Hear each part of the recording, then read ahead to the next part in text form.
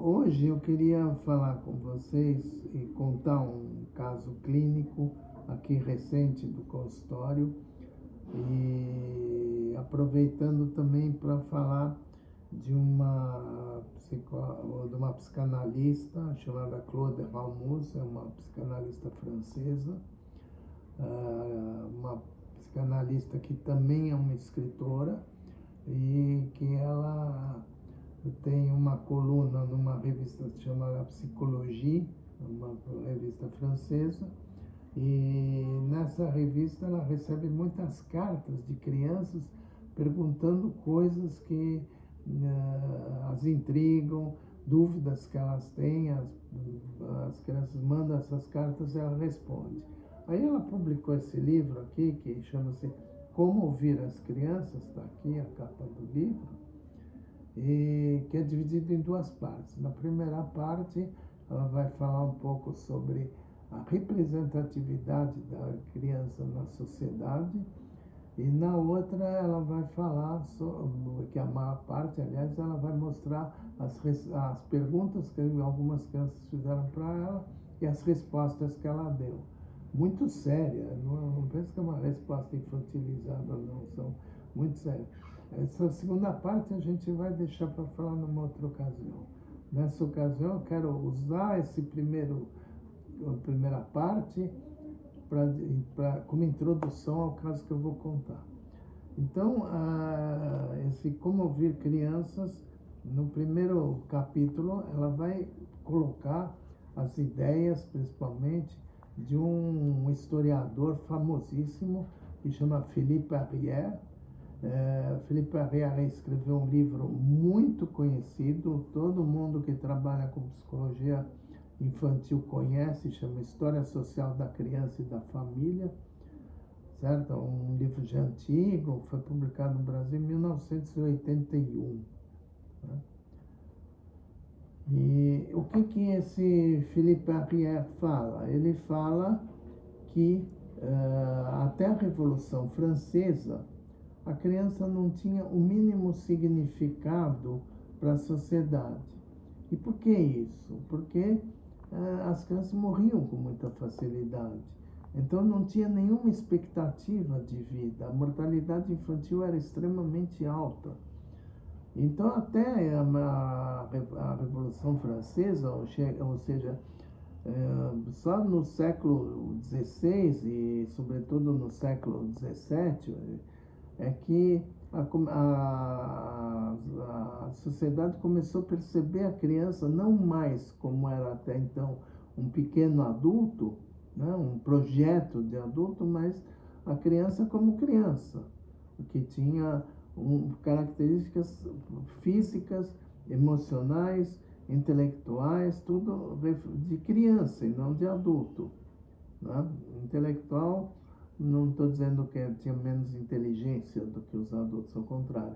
Mas eu estou dizendo que, até então, as crianças não eram consideradas como são hoje, crianças que têm menos experiência de vida do que os adultos, mas que têm emoções e pensamentos, e a gente tem que respeitar isso, né?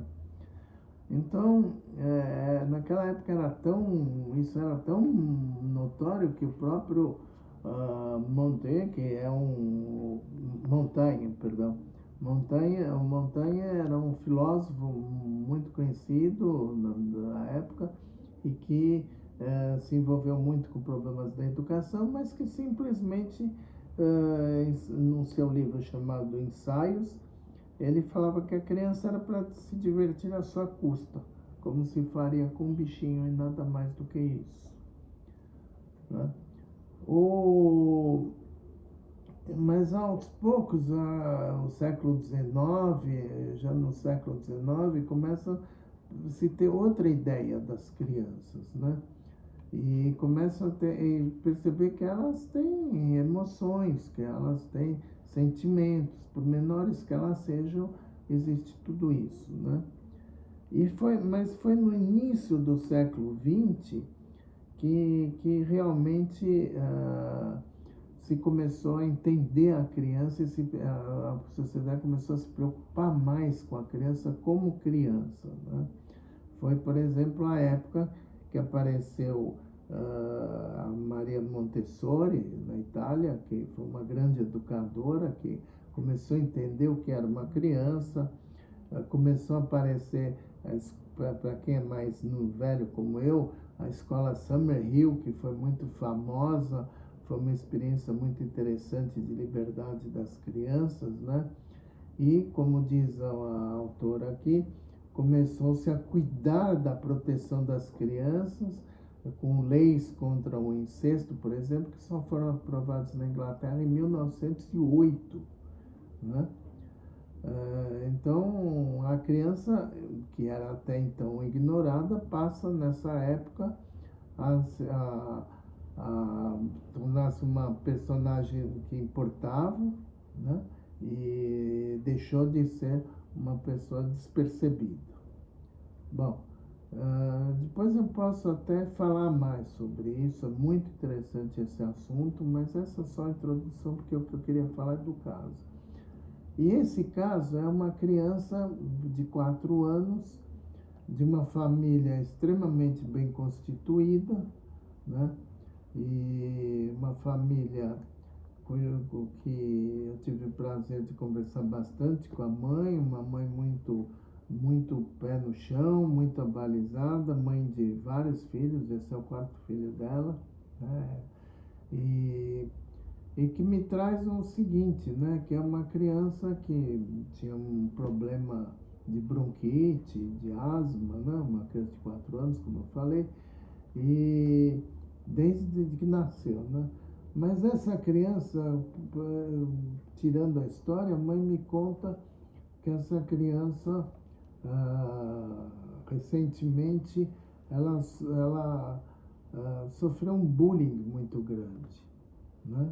E um bullying agressivo, muito agressivo, de uma pessoa da família, né? E foi muito agressivo para a criança. O que aconteceu com essa mãe? Ficou mal, o pai ficou muito mal, toda a família ficou muito mal. Mas a criança, ela reagiu de uma forma muito interessante, né? Ela reagiu parando de falar. Por 3 meses, simplesmente, essa criança não falou mais, né? E até, como essa é uma criança bilíngue, ela fala em inglês e português, porque a família fala inglês, eu achei que era uma confusão de línguas, porque, enfim... Não, ela se recusava a falar tanto em inglês quanto em português, né? Ela simplesmente fez uma greve, né? Por sorte, e eu acho que é sorte mesmo, eu só conhecia, era a primeira vez que eu vi essa criança, então esse é um histórico dela. Essa criança foi atendida nesses tempos de pandemia e acabou sendo atendida por uma fono, que foi extremamente cautelosa e que falou para mim, não tem nada de errado nessa criança, né? Essa criança, agora me lembrei que eu não falei, mas ela começou antes, primeiro ela gaguejava, depois parou de falar por 3 meses. E essa profissional, ela falou para mim, não, calma, vai com calma, não tem nada de errado com essa criança, ela passou algum trauma. E isso daí é um trauma. E quando a mãe me contou, eu fiquei pensando comigo mesmo, que castigo que ela está dando, né? Como ela está aborrecida, como ela está irritada, né? Ela realmente se nega a se comunicar com o pai e a mãe, né? Não sei o que passa na cabeça dessa criança, mas ela se nega, talvez porque não acha que a mãe deve ter feito alguma coisa, não sei, não tenho nenhuma ideia. Mas seguramente foi uma greve, foi uma resposta a uma agressividade muito grande, né, da família, né? Apesar de que realmente a família tomou uma série de providências, né? Um caso, nunca tinha visto um caso desses, achei interessantíssimo. Essa criança já está falando, já voltou. Eu não, agora ela está meio confusa no falar, mas está falando e voltou um pouco ao normal. E não é uma criança arredia, de jeito nenhum, uma criança muito boazinha, puta, aquelas crianças que encantam, que ficou aqui no consultório brincando e tal. E o problema que a mãe traz era exatamente da bronquite, né? E a gente está tratando, esse é um outro assunto. Mas que criança sensível, né? E como ela dá uma resposta tão interessante. Desculpe falar interessante, eu sei que parece assim ruim, né? Mas é interessante nesse sentido de pensar como essa criança tem uma força de reagir dessa forma, né? De simplesmente ignorar o pai, a mãe e a família e não é, ela não deixou de se comunicar, ela deixou de falar, né? E claro que isso deixou o pai e mãe muito atordoados, né? Então, é um caso que eu queria contar, fica aí para a gente pensar. E para mim mesmo ainda não tá assimilado corretamente, ainda tenho que pensar bastante o que aconteceu, mas confesso que eu fiquei bastante impressionado e, desculpe o termo, mas maravilhado, não por ser um problemão, mas porque que força que teve uma criança de mostrar toda a seu desgosto e seu protesto contra as coisas.